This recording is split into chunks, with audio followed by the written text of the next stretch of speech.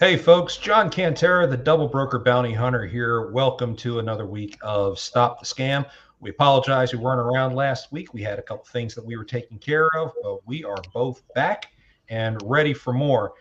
You will also notice that our guest for today has changed. We'll got a little bit of a change in topic, but we'll go through that here in just a minute. Let's get this show started.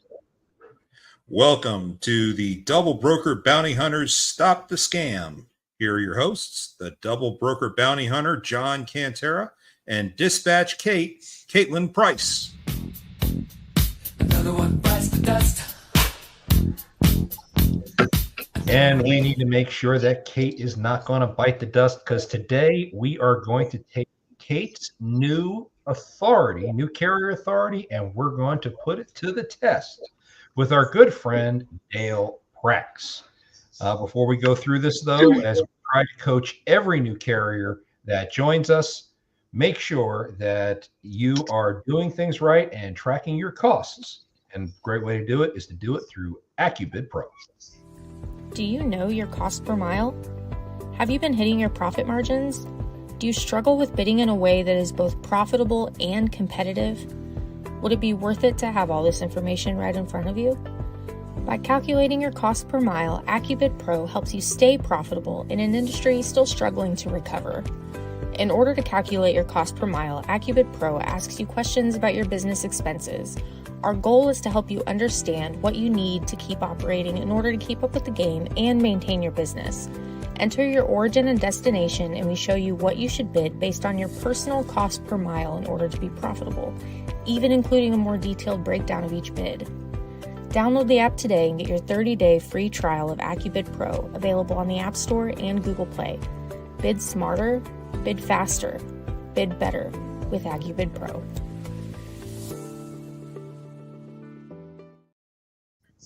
And I will be at Matt's here in a few weeks with AccuBid Pro, doing some stuff out there. So be sure to look for us at the Freight Ninja booth if you are going to be at Matt's in Louisville at the end of the month. So be sure to check us out. And again, a huge welcome to our good friend Dale Prax, who was gracious enough to join us at the last moment to help us talk through some issues. And we decided literally 30 minutes before the show, and this was Kate's idea, that Kate wanted to make sure that her new authority is in good standing and can hold up to the rigorous test that Freight Validate puts out. So we are putting her under the gun to see just how well she does. Kate, Dale, always great to see you, my friends. How's your Monday been? Great to be here. Monday's been kind of busy, just fighting the good fight. And I just want to say I'm glad that Kate came up with this. I don't think her timing could have been any better on some projects that we're working on that are specifically to buying and selling companies, MC numbers, DOT numbers, those kind of things. So I'm really glad that you gave me the call, because we are really knee deep into this subject and trying to help people with that particular subject right now. Awesome. Cool. You guys have been doing so much stuff lately, and I can't wait to dig into more stuff. Whether it's the Freight Fraud Task Force is one of your pet projects that's been going on. I know you've got lots of new features that are coming up in Freight Validate that you've been testing with that we'd love to hear about. But I can't wait to get to the point that we're going to grill Kate. So since I want to get to that part, let's talk more about some of the new things that you're doing right now, Dale. Okay. I understand you've got a bot that is out there to help all the carriers out there and really show your value for Freight Validate. Yeah, we call it SAFERLOCK. It's been testing now for 3 weeks. We had some final testing last night, but just in our testing phase, we've really helped some small carriers out. The analogy I like to make with SAFERLOCK is like LifeLock for your credit card. If somebody does something under your social security number, you get notified immediately that this could affect your credit, or they're using a credit card. So it's almost the same idea. The problem I have with it is we're doing something that the FMCSA should be doing whenever someone goes in to change any of their contact information. I think it's ludicrous that someone can go in and have a change to their FMCSA data without someone checking to see if that was authorized by the person that has that MC number. And so what's happening now in the world a lot is because, well, I'm going to back up a little bit. As an industry, when we started seeing a lot of fraud, we started having platforms come out and putting Band-Aids on the fraud rather than going deep and finding out why the fraud's happening and fixing it at that level. Like now we call it the Delta program. Don't even let them aboard. But once they come in, we've decided that it's a good idea to just put Band-Aids on it. And you may have remembered a couple years ago, the first big Band-Aid that we as an industry tried to believe was if you don't have enough inspections or you don't have inspections, you must be a double broker, which is just, insane to me that someone would tie those together in the way that they have. I understand that should be a cautionary flag to say, hey, let's just take a closer look. I just think it wasn't very bright of us to not know how that would pan out in the future, right? So, and that's why I really like my carrier portal, because rather than how many inspections we have, let's look at the VIN number and see what the truck belongs to and all those kind of things. Let's do objective vetting. So they should fast forward a little bit more. Another Band-Aid we put on things was to say, if the person has only been in business for 6 months, 9 months, 12 months, 2 years, whatever that number is, let's disqualify them until they get to the point of 6 months, 9 months, 2 years, whatever. What happened there? Well, the guy who lost his job at Yellow, who's got 3 million miles under his belt, been driving for 35 years and says, I've had it with the man. I'm not going to work for a big corporation again. I'm going to buy a brand new Peterbilt or a Volvo and go into business myself. Well, now we've caused him not to be able to get a paycheck for 6 months, 9 months. He wants to go work for somebody that's probably less attractive, less money, less everything, and beating up the owner operator. While the scamster will go take loads for the big box guy at cheap rates to learn the business better, while he waits that 6 months, 9 months, whatever. But what the enemy's done even more, and I talk about this a lot when I post things on LinkedIn, that more people need to read the book, The Art of War by Sun Tzu. All of us in the military kind of read that book. And the premise of the book is to always know your enemy so you can win the war. We come up with ideas to say, hey, this will stop fraud. And all it does is give a playbook and a guidebook to the enemy. The enemy says, well, shoot, how do I get around that? So how have they gotten around the 6 months, 9 months, year, 2 year thing? They just go to websites and buy an MC number that's in a box ready to go. And there's guys out there selling MC numbers. What they do is they take the list of upcoming insurance cancellation lists, a list they get from the FMCSA. They go through that and make telephone calls. Hey, I'll give you $30,000 for your MC. I'll give you $8,000. I'll give you $10,000. You're going out of business anyway. We'll do everything for you. We'll just give us your PIN number, give us your email address. We'll keep you in business. You walk away with $10,000 in cash. We'll Venmo it to you, and you'll be good to go. Oh, you can't see this. Do you got one? I literally got a text today, like at 4:34, so not long before we got on here. Hello, I'm Steven from SEMA Freights LLC. I was looking for aged MC and DOT numbers. If you are interested in selling your authority, please let me know. I do have good offer. Thanks. The reason that he contacted you is because with your new authority you just bought, there's a new insurance certificate being established because you're probably changing insurance. So that goes on a list that says insurance is going to expire. To some people, it looks like that company's going to go out of business. So, hey, I'm going to give you some money. Just give me your MC number. And so rather than going through the process of applying for authority, because we've helped the FMCSA put together some holds in there too, like with principal place of business, those kind of things. So they don't want to apply for authority the right way. So they're going to go the wrong way and go and buy those MC numbers and then sell them. There are 2 websites I know of so far that are connected to each other that are doing that every single day. A huge scam. They're buying the MC numbers from these unsuspecting guys, selling them to these other people, some who may or may not be bad people. They're just buying the MC number because they're getting a good deal on it, and they think that it's okay because the website looks kind of official and and good. But the other part they're doing is selling these to mostly people in other countries, saying, we'll sell you an aged MC number. It looks like you've been in business for a long time.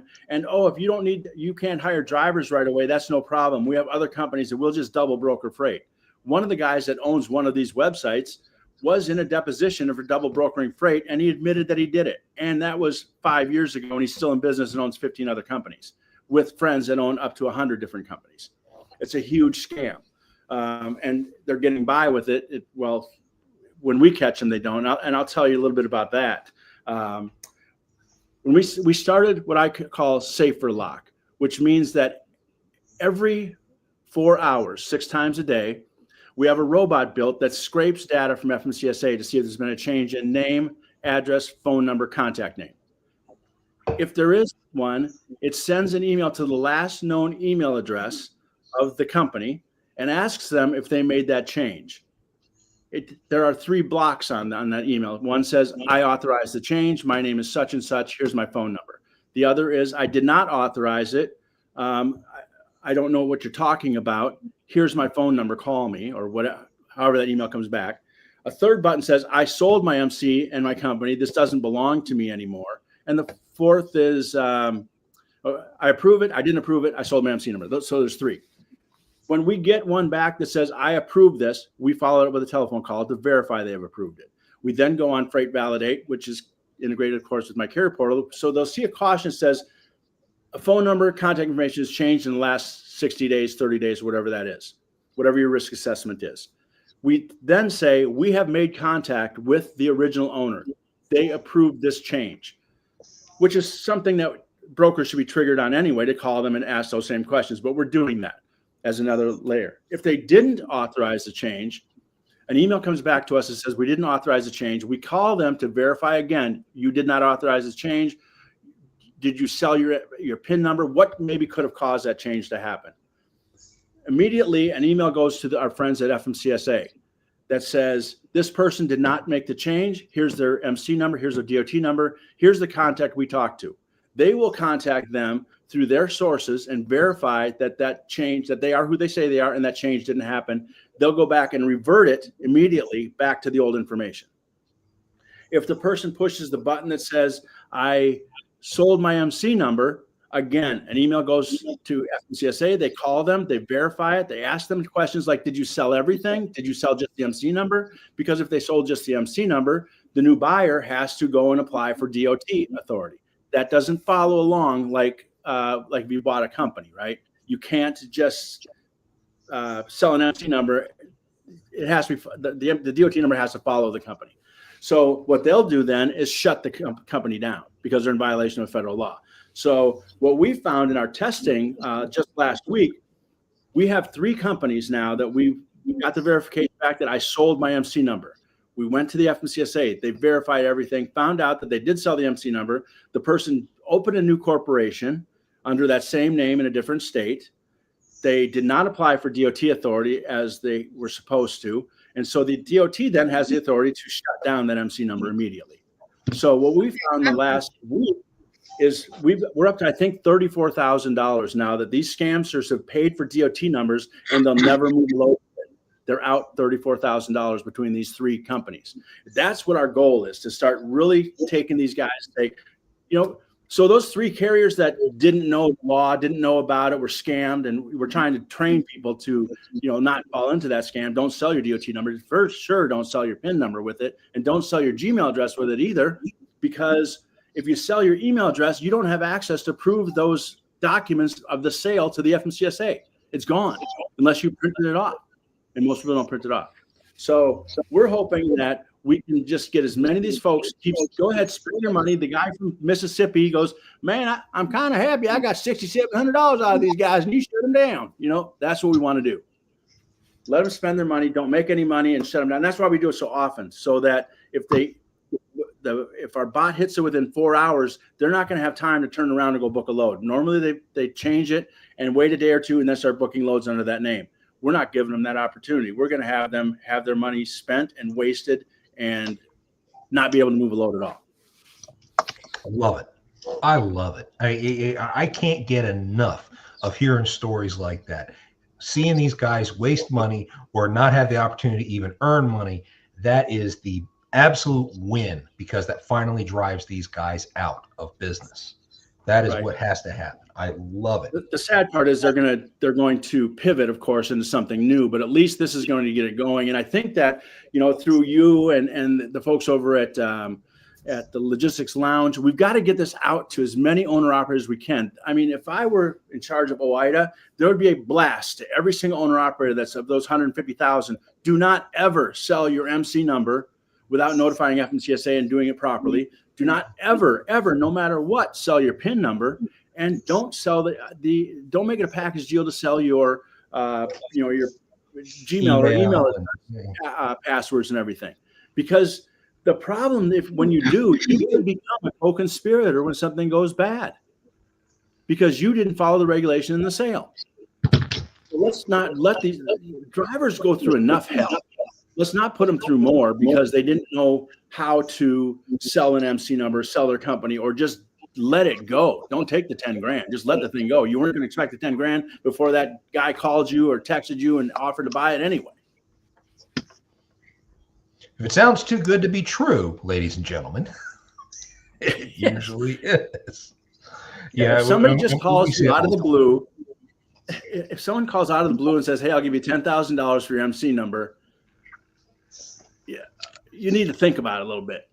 What I'm hearing is let somebody give you $10,000 for their MC number because you walk away with $10,000 and they get shut down. Yeah, but nothing. That's a perfect world. The problem is our system isn't.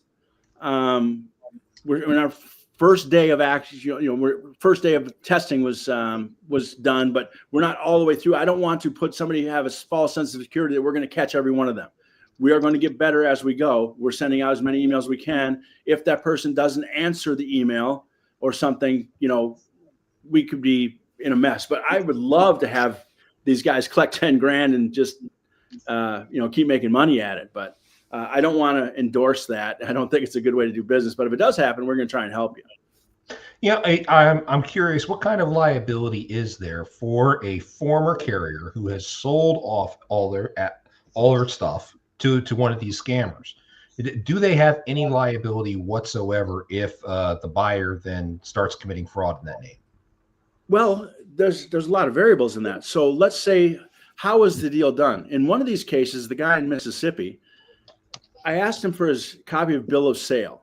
He sent me a notarized piece of paper that was just a stamp, and that same stamp has been on a bunch of other things that we've seen. Just white out the date and the name, same person. It's not even a real. And all it was is notarizing that he's held harmless if anything happens to his MC number.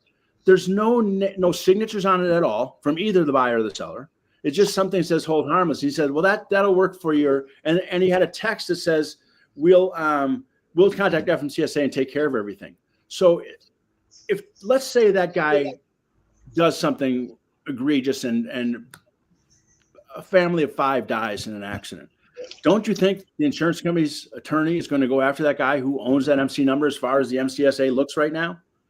He's got his name is all over everything. He's still incorporated. He probably didn't shut that down. He's still got his authority in accordance with the FMCSA. His name is still the contact name. The only thing that happened is change the phone number. So I'm sure that any plaintiff or attorney will bring him in part of the lawsuit.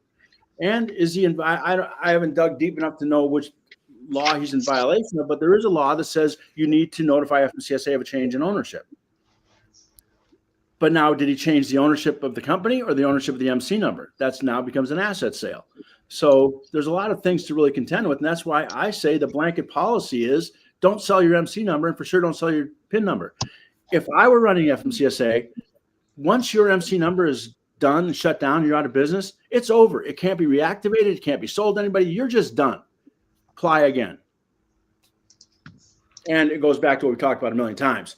If we had TWIC cards associated with every MC number, this crap wouldn't happen, because I know for a fact that an owner-operator that went through fingerprinting, facial recognition, had to go to the IDEMIA place to get his TWIC card and went through a background check, isn't just going to give away his livelihood that easily.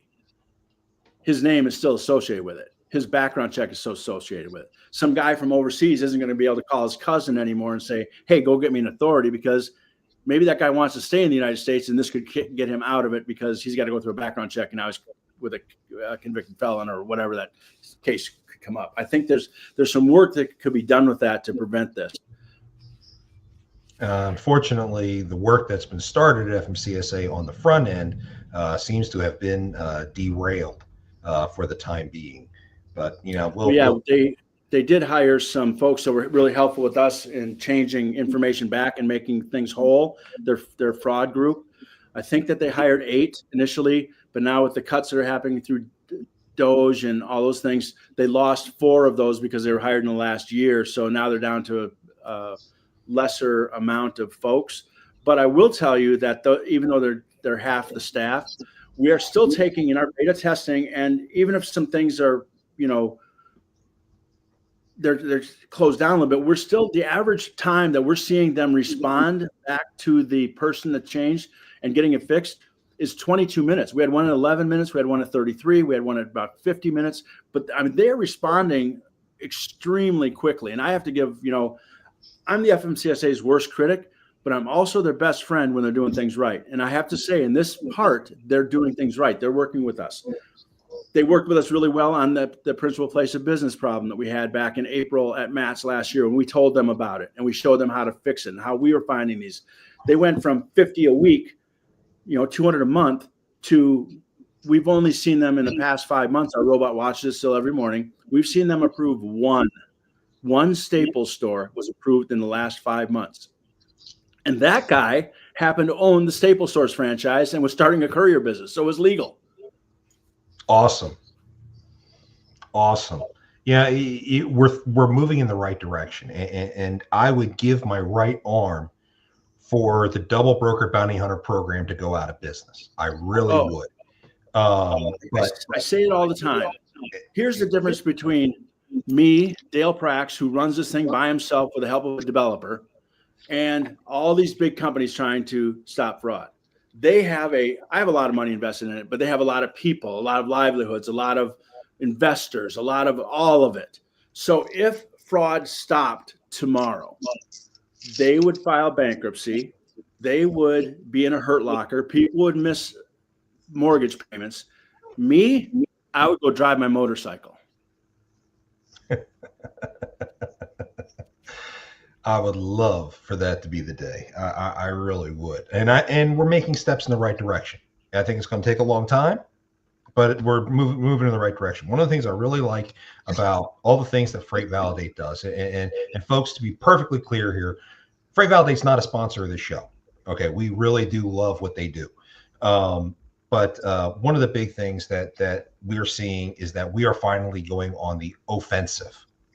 We are taking the initiative, where the scammers for the last 3 years had the initiative and they've been running roughshod on us, and we've been trying to figure out how to adapt. Now we're getting them to adapt to us. And the more we are able to do that, then the better off we're going to be in fighting this war. So, you know, you referenced Sun Tzu and how military people think as a result of it. And we have to think that way about the situation, because, you know, whether or not anyone wants to admit it, a lot of these guys are overseas and they are trying to declare an economic war against the United States. And that's one of the reasons why they're attacking the transportation industry.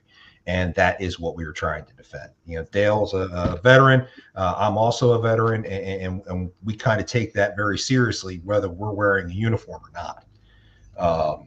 It's just kind of ingrained in us. I think another thing that's important to realize is that, you know, Darren started Freight. The oldest one around, I think, if I'm not mistaken, is probably Carrier 411. And Darren started that with, you know, Freight Guards. We know how that's all evolved, and, you know, like it or not like it, it was good to be there when it was there.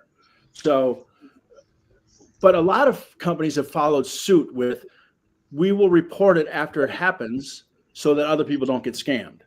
Not a bad way of thinking, but my intention is to stop it before somebody gets scammed. We have to be way, way more proactive than we are. Let's look at who's coming into it and then decide what we're going to do with them. If they're coming in, it's no different than coming in our border. If you come in right, Come on in. We're a nation built on immigrants. But if you're coming in wrong, then chances are, if the first thing you do to enter our country or enter the freight industry is illegal, it's probably not going to get better from there. So do it right in the first Very place, true. or it's not going to let you in. Whether it's the border, whether it's, I'm not making a political statement about the border or whatever. I'm just saying that we've got to be way more proactive than we are and a lot less reactive. The reaction still has to be there because even Jeffrey Dahmer didn't kill his first person until he killed his first person. So we have to understand that a guy's going to get in and do some bad stuff. So we have to be really cognizant of monitoring those things that happen and see if, one of the things we monitor, has he become affiliated with another company? Has he opened another company with same phone numbers, email addresses, all those kind of things? Is he affiliated? Does his wife open a company? Because that's a violation of, if someone says, oh, my wife owns that other company. Okay. Is she a family member? You just said she's your wife. So Public Law 112-141, paragraph 32103 DI says that if there's an affiliation, whether it's control, management, operations, ownership, or family, then you have to disclose it to FMCSA. If you don't do that, you're out. I love it. And I know you quote this all the time. That's why you got that reference, just firing it right off the tongue. I love it. I think now it is time to put this to the test. Kate, are you ready? Sure. Okay. Dale, do your worst. Hey, now hang on.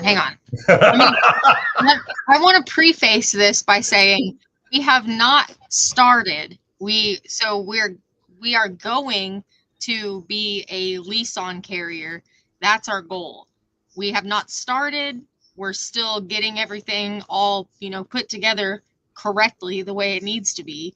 So we wanted to do this, or I wanted to do this so that I can find out potentially what I'm missing or maybe what I never even thought of that needs to be done prior to getting going. And the funny thing is, to preface this, like Kate said, I just said a couple minutes ago that I like to do everything in a proactive manner, right? So I already looked at all of her stuff. So I know what she's done. I know what she should do. And I know that what she's done and what she's done right. So the first questions that I'd ask is, if you looked up Kate's company right now on Freight Validate, you'll see that there is a warning sign, an exclamation point inside of a yellow warning. And the reason is because information has changed in the last 60 days.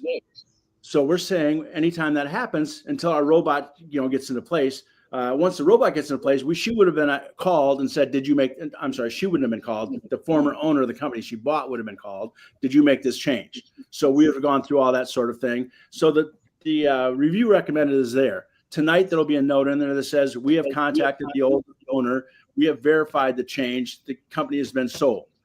That'll be all good. She's changed the name on the MCS 150. She's changed the phone number on the MCS 150. She's filed with the Secretary of State's office to change that information over.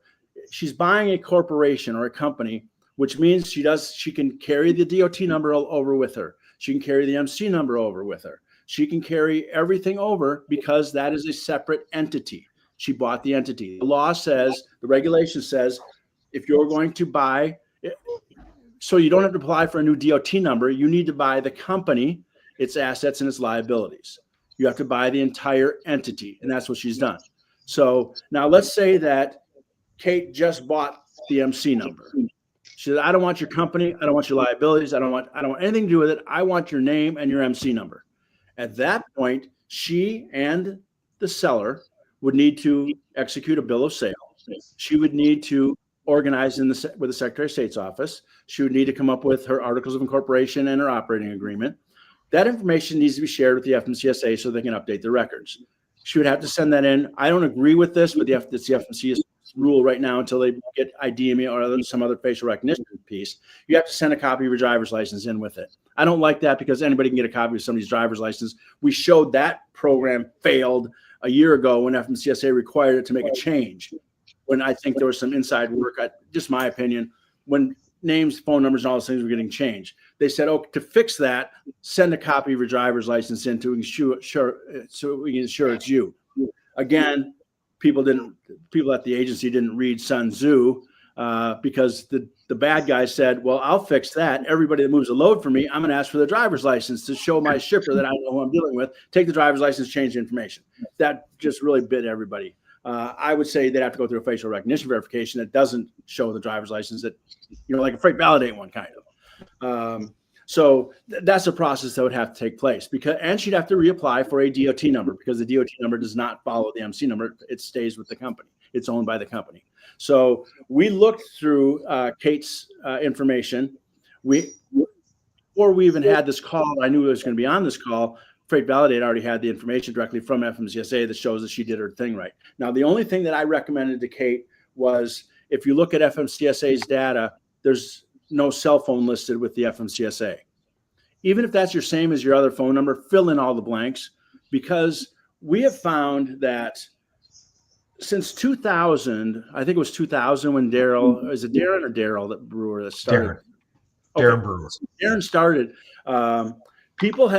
He has caused, and for the good of the industry, caused motor carriers to be vetted crazily. Like there are companies out there like crazy that vet motor carriers. Even the FMCSA vets motor carriers to a degree.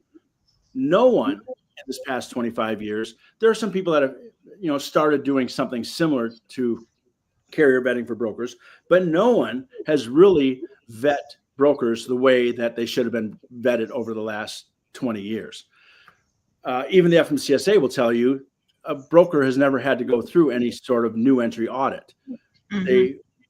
The MAP 21 over 10 years ago said that brokers have to show that they're have 3 years of experience or knowledge or training to become a broker. None of that is ever checked. So brokers aren't checked. As a result of that, motor carriers, if you look at their data within FMCSA, less than 1% have missing data, because they've been vetted so crazily, they know it's got to be in there. On the other side of brokers, there are only 22,000 brokers, give or take whatever day it is, 22 or 23,000 brokers. 34.9% of them are missing a contact name, a contact email address, a contact phone number within FMCSA's databases.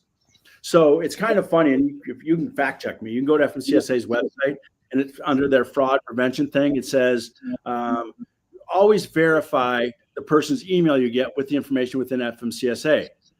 If there's no information there, go to Google or somewhere to check to see who the guy is. But be careful, it may be wrong. Now, what kind of common sense does that make? Zero. How about if the information is missing, the FMCSA sends them a show cause order that says you need to have your information in here so we know who you are. That'd be the way to fix it. So because those 7,000 or so brokers are missing some elements of their contact information, it opens it wide for the bad guy. He can send an email out. The carrier can send an email to the broker, says, I'm Joe Blow at gmail.com, like Caitlin's company at gmail.com. There's nowhere for me as a broker to go and check to see if that's legit. Where are you going to go? If you went to FMCSA, you could say, okay, her MCS 150 that's been verified shows what it is. Her telephone number shows what it is. There's nowhere for them to go. So bad guys capitalize that and manipulate it. They look for people that are missing contact information. It's easier to scam. So that's, again, shows like yours, the Logistics Lounge, we got to get the word out to these people. If your information is missing within FMCSA, fix it. Contact us. We'll show you how to do it. We'll send you the form. Let's get it done right. Give them less chances to make you a victim. I love it. I can't get enough of this. I really can't. I've thought about too much of it. Well, I mean, it's common sense. It's common sense of stuff that should have been happening at FMCSA a long time ago, and it hasn't happened. And finally, at least, we're moving in the right direction. I don't think anyone can sit there and say we've got this thing licked. I think we're far from that, but we're moving in the right direction, and we're finally starting to shut these guys down. And you gave us 35,000 reasons over the last week as to why we're doing in the right direction. So I think we need to keep that up as much as humanly possible. Now, Kate, what more do you still have to do to get your new Heartland freight group up and running? So we have to add the DBA to the insurance and file a new BOC3. And we're waiting for, I found this really interesting. So I went to set up factoring, and the factoring company said, well, we looked the company up within the Secretary of State, and the only thing that's missing is the public information report, and we need that to set up your account. So I'm like, okay. I had, we've had to file all kinds of different random papers, the 8822B and the whatever. So it was just another thing. So filing the public information report is done with the Texas Comptroller. The Texas Comptroller, you can web file it, which I did. The Texas Comptroller sends that information to the Secretary of State, who then updates their records and, I guess, uploads that to the Secretary of State website so that it's public information. They are apparently, this is what I was told today by the Texas Comptroller, are 6 months behind. Our public that's for 6 months. That's unfortunate. Florida is the same, not 6 months, but Florida's behind. Some other states, Minnesota's a little bit behind. That's what I love about Tennessee. It's instantaneous. As soon as you hit the button, it's done. It's on the record. It's on the website. It's everywhere. So that's another thing that we have to deal with too, is Texas is really, I think, really bad for carriers right now. The insurance is higher than hell. People are targeting them, saying there's too much scamming going on. You talk to guys like Jamie Anderson, will tell you that brokers won't give him a load because he's based in Texas. There's a lot of bad stuff, and this just adds to that. And that's, we talk about this a lot, that says, the FMCSA, if they're not doing their job, there's a lot of bureaucracy, and no one's going to be able to fire them unless it's like the Doge thing coming up. But they get by with a lot of stuff. So my thought has been for a while, let's start going after the guys that, if we can't fire them, let's fire the guy who they work for, the U.S. senators, the guys that sit, and the congressmen, the guys that sit on these committees that are supposed to happen. If we don't vote for them, they don't get in. If they don't take care of us, we spread it around to the other drivers, carriers, brokers, and say, although this guy sits on the transportation committee, he sure isn't taking good care of us. And I'm going to give you an example of that. In May of 2023, 6 senators and 2 members of the House of Representatives wrote a letter to the OIG of the Department of Transportation. His name was Eric Skoskins at that time. Skoskins, something like that. He doesn't have a job anymore, so it doesn't really matter what his name is. The letter said, we have a big problem with freight fraud. We've seen about 3,500 scams, they call them schemes, that they're working on. And so we want you to look into those. We also urge you to set up a freight fraud task force to look into the matters that are with fraud and vetting and all those things that FMCSA should be doing. The OIG is obviously that impartial person that looks into this and says, I'm going to look into it and fix it, see where the waste, fraud, and abuse is. That was in May of 2023. Those senators and Congress folks got a letter back from the OIG saying, we looked into 25 cases. They were all household goods related. So in other words, somebody's couch was ripped off or whatever. And some people went to jail with household goods. Well, everybody keeps keying on the household goods part, which is less than 1/10 less than 1% of all the freight we do. Yeah. So what about the other 3,475 schemes that they're asking them to look at? The other thing is they didn't even address in their letter back to those members of Congress, those elected officials, anything about the Freight Fraud Task Force or the mechanism to look into this, to build a group of people to look into it. They kept silent on that. So last week I sent out 14 letters to one to each of those senators, the 2 representatives, the acting Sue Lawless, who's now the acting FMCSA director, Sean Duffy, who's the new DOT, the new OIG, his name is Mitch Beam. I sent him a letter. Elon Musk, the senators are on that list, which is kind of ironic, is one of them is the senator from South Dakota, who's now the Senate Majority Leader. One of the people that wrote that letter was a famous congressperson from Ohio. His name is J.D. Vance. He's now the vice president. And so my letters to them are, they didn't listen to you when you were in the minority. as a Senate Majority Leader. They didn't listen to you when you were a senator. Do you think that your pull now as a vice president will allow the Secretary of Transportation to now make something happen? Since Mr. Trump fired those OIGs, the 12 or so that he fired, now you rehired Mr. Beam. Are you going to talk to him and say, fix this problem? If we don't, then we need to start looking at other elected officials, because they've told their agencies what to do. Now, if they are going to not do that, then we have a problem. So I think that everybody at the agency, the transportation department, the vice president's office knows there's a problem. And there has been for 2 years. In that same 2 years since they wrote that letter back, what does Truck Stop say? Fraud's grown by 400%. The amount of cargo thefts has grown by nearly over $1 billion now. So had someone listened to that letter and taken the urgency of those elected officials to do something, perhaps we wouldn't be in the position we're in right now, or maybe at a lesser degree. It's mind-blowing how slow things are moving. And you know, I do a lot of work as an expert witness when it comes to fraud. And I'm astonished. I get paid by the hour. So sometimes I want to just slow down to the same speed of the government. Yeah. I don't get it. I really don't get why things are going so slow. Yeah, it's kind of crazy. And, you know, this all needs to change. And letter writing is a great start.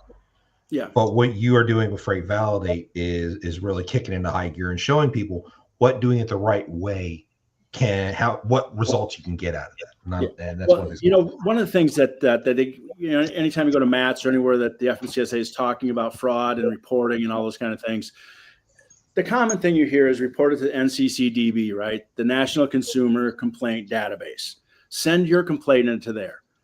But if anyone has ever looked up that form to file, it talks about household goods. It talks about did the lumper screw you? Did you not get paid by the lumper? Is your lease agreement okay? There's nothing really about double brokering or, so what box do I click to make that happen? But we're talking to them trying to change that. It's going to take literally an act of Congress. But we've added to our website a place to go in there and fill that application out. We'll help you fill it out. We'll send it in, because what I want to do is build a database of all the complaints we're sending in and what you're doing about it. So we want to be able to have that database filled out, and we're going to try and help people to send those complaints in and have them be looked at. Just going back to the household goods thing and the place of business, all this kind of ties together, and the enforcement ability to enforce regulations, civil regulations. The FMCSA has said for now 6 years that it doesn't have the authority to impose civil penalties on things like double brokering and all those kind of things. And they reference a law. There was a case, is the Darlene Riojas case back in 2019, where they contend that a administrative law judge made a ruling that they didn't have the authority to impose civil penalties, which is any good transportation lawyer that I've spoken to says they are wrong, that they do have the authority to impose civil penalties on some of those. As a matter of fact, in the case, Riojas and her family and some of the others in that group were imposed civil penalties by the FMCSA. Even if you can't, take it to the Department of Justice and handle it. Now, to fix that, Eleanor Norton, she's a representative from Washington, D.C., and some others last year introduced to the House H.R. 8505, which is the Household Goods Security, Stop Fraud Act, whatever law they want to put into place. And that law is good on the surface. Like it says, let's enforce principal places of business. Let's better define a principal place of business as a virtual office. And let's make sure that the agency has more authority to enforce laws. Two problems I have with that. One is it's called the Household Goods, Act. Let's take out household goods and put in freight, so it covers every gamut of freight. The second thing is that when that law goes into place, that who's going to enforce it? Because MAP 21's been around for 10 years. No one's enforcing it. So are we going to get that in place? And I guess the third thing is, That went in in the 118th Congress. Nothing happened to it. So it died, on Inauguration Day. So it's been introduced into the 119th Congress. So let's see if we can do something about that. But we need people like all of us and anybody that listens to us, anybody that's on LinkedIn, to write to your congressman and push that thing. Let's get it through. But again, we want to tell them change it, not just to cover household goods or to be, even though it does lay over a little bit, I suppose, to regular freight. Let's make it specific to say this covers all kinds of freight.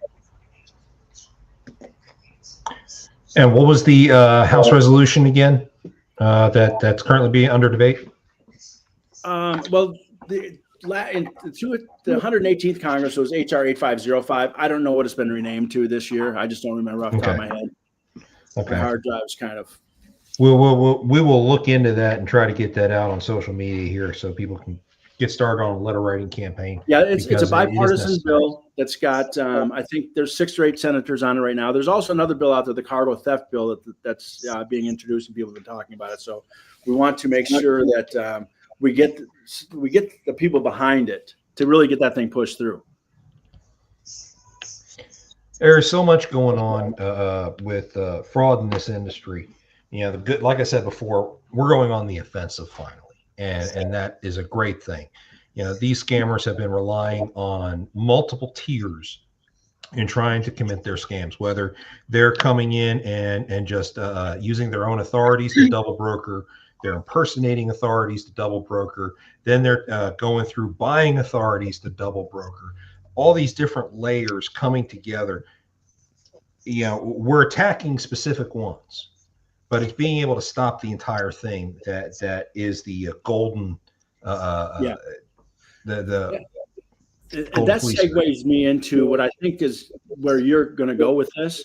There are so many different moving parts to it, but there are different moving parts to the people that can fight this, right? That's why we have an Air Force, a Coast Guard, a Marine Corps, amphibious landing teams, and all those kind of things, because there's more parts to the war. But we have to come together. I think that one of the things I'm very proud of is that I said about a year ago, maybe a year and a half ago, that we need to stop fighting each other and start fighting the problem. And I was very honored. I said, let's. I don't care which vetting platform you're with. Take your good stuff and put it with mine, and I'll put my good stuff with yours, and let's come up with a group of people that can really start fighting fraud. I'm really happy that the first to talk to us about that was my carrier portal. We integrated with them. And so the things that we were checking, they weren't, we are now. Collectively, we're checking more things, more objective things, and we're stopping more fraud than probably ever before. So I'm very proud of that. But I still think that people need to work together and come together and start fighting this problem rather than each other. Let's put the egos away. Let's put the greed away. Let's put away all of those things and really fight fraud. So, and so that kind of segues me into an idea that Jeff Dickinson brought to me about 3 weeks ago. We'd have some conversations about it in the past a little bit, and I think it maybe kind of stemmed from the good idea that Dan Lindsay has over at the Broker Carrier Summit. Let's bring people together. Let's talk about real issues. Let's stop treating each other like shit and start being good folks to each other and start tackling the problem. So Jeff Dickinson came up with an idea called he wanted to put together a freight fraud summit sort of thing. And I didn't want to steal anything away from what Dan and that great crew's doing by calling it a summit or anything like that. So we came up with the Freight Fraud Task Force. Then we bought freightfraudtaskforce.com. And I think that, and I'm not going to be a huge, board member of this thing. I want to lead some committees and be an advisor as far as fraud, because I'm, again, one person. I'm trying to do a lot. But I want to really support this Freight Fraud Task Force, and we're looking for people, a chairperson, director. There are 9 board directors that'll sit on this thing. We have an attorney, a couple insurance folks, factoring companies. We want these people to come together to say, how can I help fight it? Drew Wilder knows a tremendous amount about insurance certificates. Tommy Rook is an insurance guru for years and years and years. Bring those guys in on fighting the fraud part. Bring in somebody like you that knows about investigating and trying to find out what makes these people tick and how to make that happen. We got guys like Jen, who knows the collections part. So if we bring these great minds together, I think that we could really make a dent in it too, because we'll help each other realize, okay, how do we find these people? How do we investigate better? How do we make this more proactive rather than reactive, but still have the reactive side there? Because again, they can come in clean and leave dirty. So I'm really excited to see this thing come together. It's a lot of work. It's like building a brand new corporation and bringing these people together. And, we have to make sure we all have the same common goals and those kind of things. And, this isn't a moneymaker. This is for people that really have heart. And, will there be some sponsorship opportunities and things like that to pay for people like you to go to a seminar, to give a presentation? Sure. That's where we want to really head to. I'm looking at this thing being a nonprofit organization so that we don't get any perception that we're in it for the money. I don't ever want to be labeled as that. That's why with my company, I've never taken on an investor. I've never let somebody come in that's a broker to be. I don't want to ever have any perception that somebody's going to get over because of their status or the money they put in. So that's probably, been to my detriment because it cost my family a lot of money. But that's where we want to head with the Freight Fraud Task Force, which I know you're a part of, and Jeff, and there's a whole group, and we're putting on LinkedIn. Follow us on LinkedIn, #Freight Fraud Task Force. And if you want to be a member of one of our committees or subcommittees or have a board membership, we want to talk to you. Yeah, there is so much going on, and I know I've been posting about the Freight Fraud Task Force on multiple platforms. You have too, Dale. There's a lot more to come. We are still working on forming. We are still trying to define how this is going to operate, but it is coming together. And just follow the #Freight Fraud Task Force, and you'll be able to see the kind of progress we're doing. We do hope to feature on this show the successes of that task force as time continues on, but just follow that hashtag, folks, and you'll get to see a lot. It's getting very interesting very fast. One of the things that we want to keep in mind is that the task force will not be putting out a lot of information about what we have planned or what we're going to do, because we don't want to give the bad guys any chance to, make that not happen, right? And I'll give you an example why we kind of came up with that philosophy.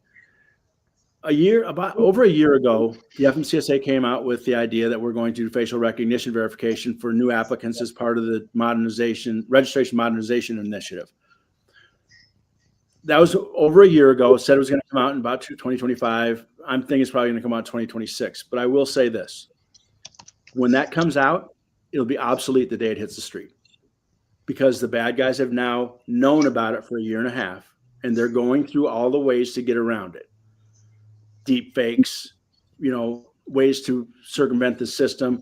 I talked to the FMCSA about one potential problem with it involving folks from overseas, and they hadn't thought of that yet.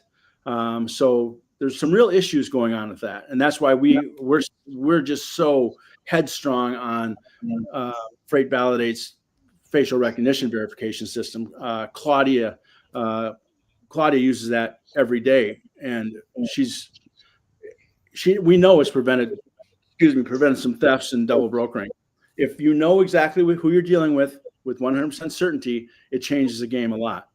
And people can buy magnets at a FedEx store, Kinko's, whatever they're called today, for $20 and have their truck have a new MC number on it, or a new DOT number on it. But I don't care if you have 150 MC numbers, you only got one face. And the fact that the AI software in that can differentiate pictures versus a live image, et cetera, is really important.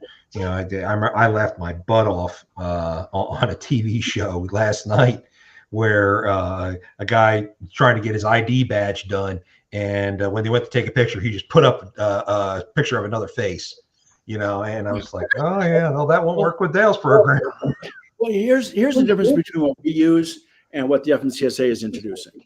We're all familiar. If you go onto the airport, you see a sign under the camera at the gate that says IDEMIA. That's the program that they use. What that does is a snapshot in time.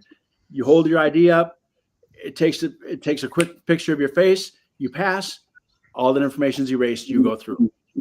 So there's no historical data. There's no, has this guy done it with somebody else? Any of those kind of things, and those are all important. You have to. If somebody's trying to take a load from you and does facial recognition, and then he only has one truck, and 15 minutes later he's going to another company and trying to book a load in California, and that other truck he booked was in Texas, and he only owns one truck, something's wrong. So if that face shows up twice, somebody should know it.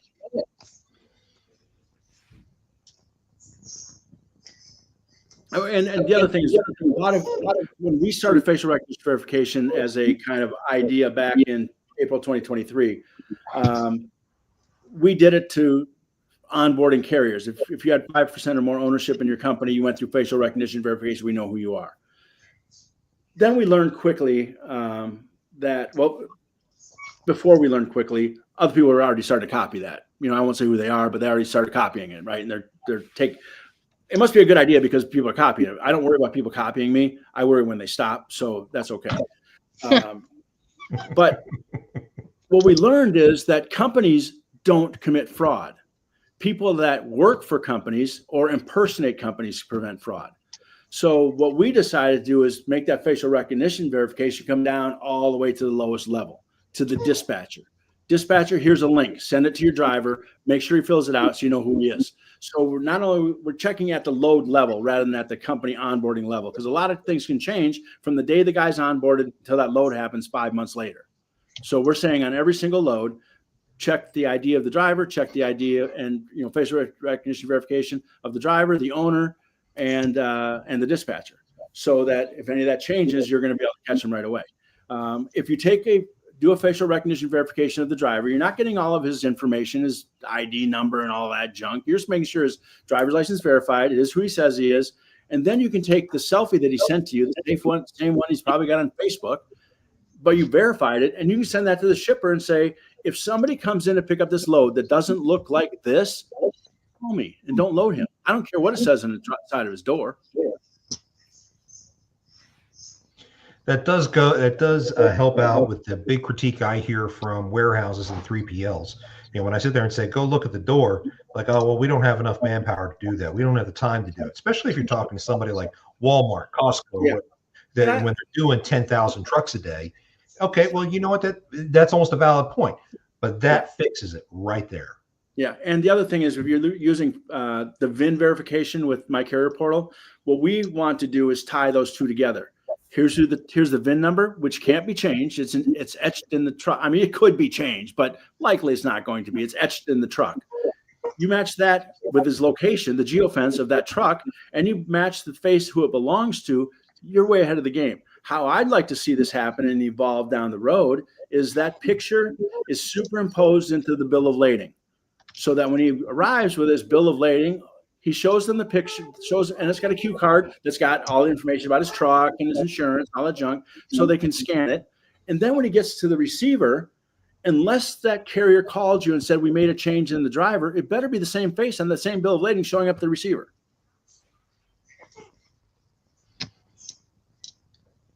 It's amazing how the simple things can have such a huge impact. Common sense isn't so common anymore, and artificial intelligence isn't as good as regular intelligence. Ain't that the dang truth? We're coming up on the back to Kate's issue. Back to Kate's issue really quick. It's unfortunate about the deal about the state of Texas taking so long. The problem is that's reality. But what I would start working on while that's taking place is get your operating agreement and all those kind of things in place, your minutes, your stock certificates, all those kind of things that prove that you're an authority. Change over the ownership of the IRS, all those kind of things. Just kind of get them in line, ready to go. And I have them all in a pretty little database right here. Yeah. What's kind of funny is when you think about the work that you've gone through, it's not something that takes 15 minutes to get your authority switched over, right? If you're buying a company, right? So that begs me to question, how are these guys pumping these mills through unless they're doing it illegally when they're buying and selling MC numbers? Yeah. I mean, to me, that goes without saying because it is a pain in the ass to sit there and even just to open a company and shut it down is a pain in the ass. So, no, they're not going through all the steps. They may tell you they are, but they're not.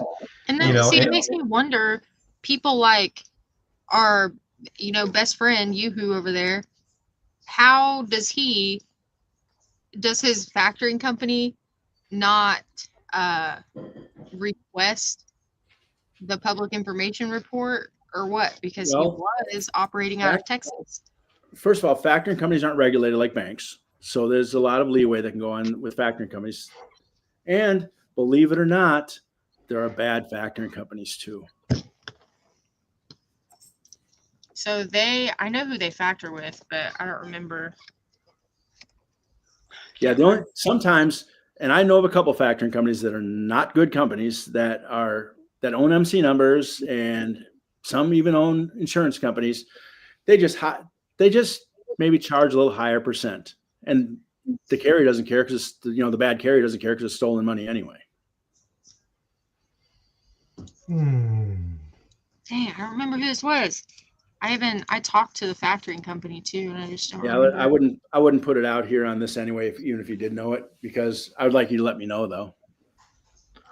I will as soon as I freaking find it. Oh, we'll definitely reach out on that one.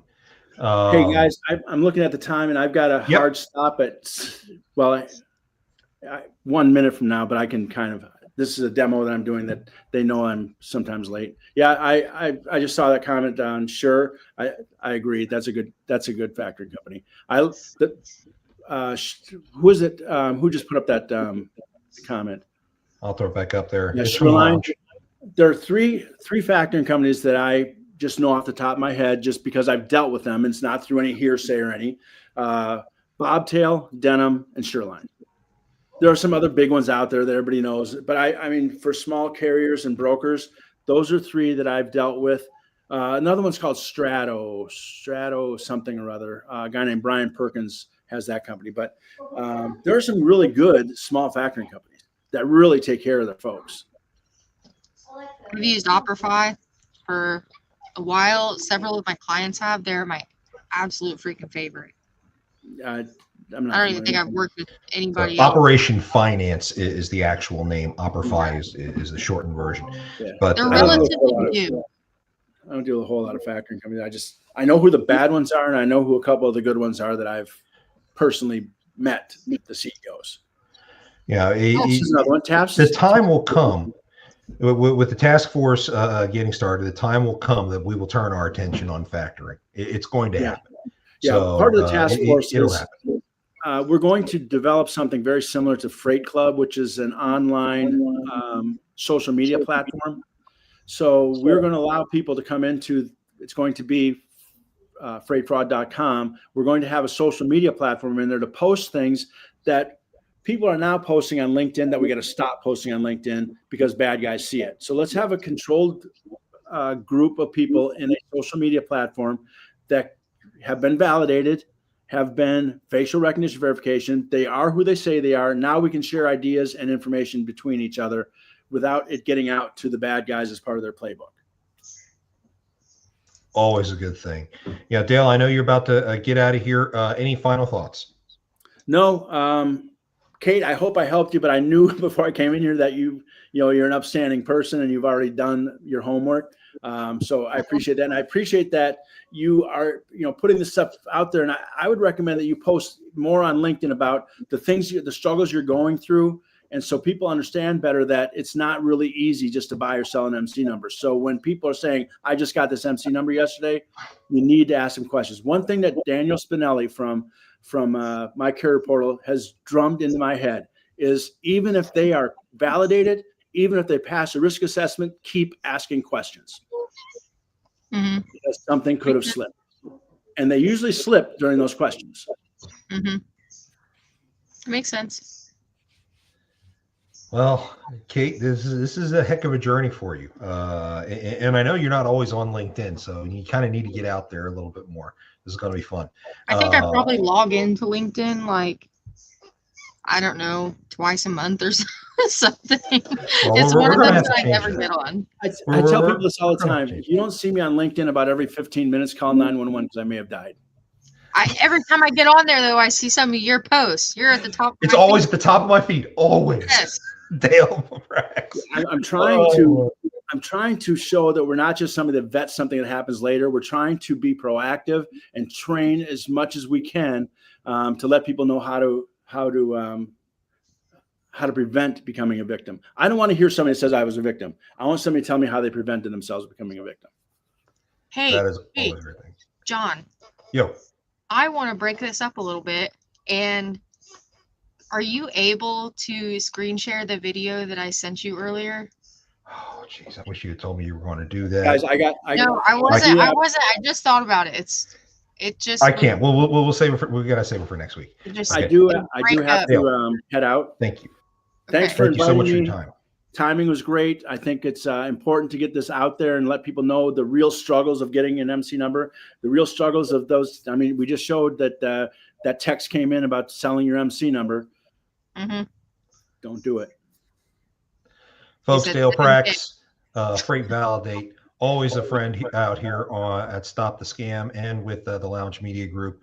So glad to have you, Dale. Thank you so much for taking the time with us. Thanks, buddy. We'll talk to you soon. Kate, thanks for everything. You're doing a great job. I appreciate it. Thanks, bud. And also a special thanks to our sponsor, AccuBid Pro. Whenever you've got issues, the first place to start is with your costs. Know your costs and get your business in a healthy position. And do it. Do you know your cost per mile? Have you been hitting your profit margins? Do you struggle with bidding in a way that is both profitable and competitive? Would it be worth it to have all this information right in front of you? By calculating your cost per mile, AccuBid Pro helps you stay profitable in an industry still struggling to recover. In order to calculate your cost per mile, AccuBid Pro asks you questions about your business expenses. Our goal is to help you understand what you need to keep operating in order to keep up with the game and maintain your business. Enter your origin and destination, and we show you what you should bid based on your personal cost per mile in order to be profitable, even including a more detailed breakdown of each bid. Download the app today and get your 30-day free trial of AccuBid Pro, available on the App Store and Google Play. Bid smarter, bid faster, bid better with AccuBid Pro.